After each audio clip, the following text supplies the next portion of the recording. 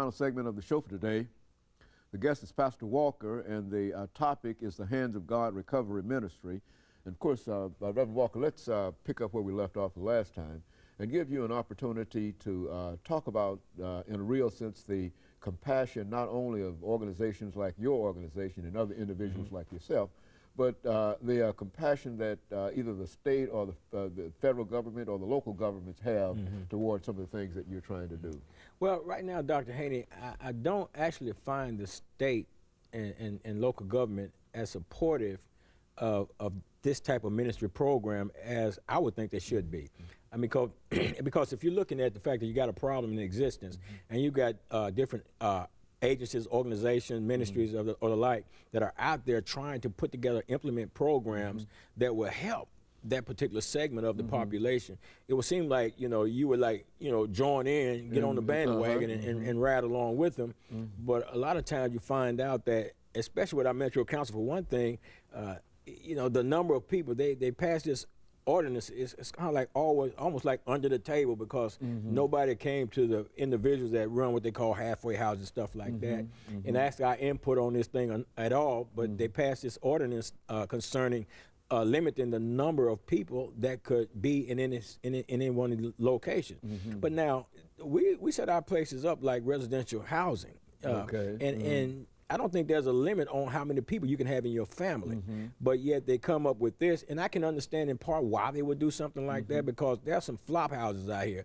People that are looking at this, and people are trying to gain financially off of the misfortunes of other people, and they just try to get in it for money, and they set up any kind of old rat, roach infested place somewhere, and that's what the council's idea was. Let's shut them down. But my thing is, go directly to them and shut them down. Don't blanket this thing, whereas the people like myself and other programs that are really trying to help people, that's really got a structured program, that's really got programs within their program, in their places, don't go at them. And then they got this thing now, I'm not sure if it's passed or not, or if they're trying to get it through. But there's a thing about now they want to require that you put sprinkler systems in these locations. Now, Dr. Haney, again, they're not requiring just your regular families to put sprinkler system. I think it's set up, why not support us in what we're doing? We meet the fire code, we got the smoke detectors, we got the fire extinguishers and stuff like that in there. We're meeting all of that.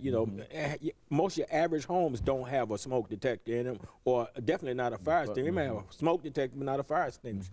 But we have those in our places, and I think that the metro and state should support that, but you find out a lot of times that they fight against you. I had an issue one time with the Department of Probation and Parole. We've since formed a coalition called Transitional Living Coalition, TLC, and we had a meeting with the people at Probation and Parole, and at that particular meeting, they had agreed to, put my house and my program back on the approved list, because, Dr. Haney, I had opened up like 7 houses specifically designed for people coming out of the prison system.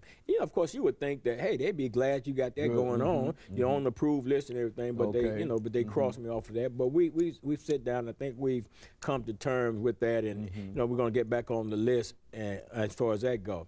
Now, then you got our new mayor that was just been sworn in, Mayor Carl Dean. We had a meeting with him prior to the election. He met with our coalition. It was set up, and we met with him, and I think he's got a heart.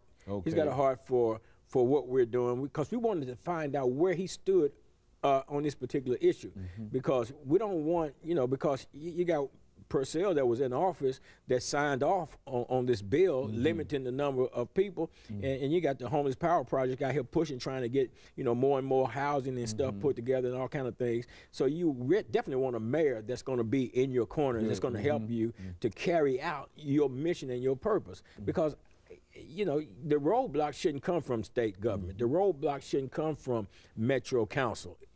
That should be our support system right there. They should be supporting us. But I believe we're going to be able to create that relationship with them. I believe that in the formation of this new coalition that we're in the formation of it right now, I think it's going to make a difference, because it's going to include different agencies that are doing the same thing, coming together as a group, as a block. And I think, there's power in it, in numbers. You mentioned this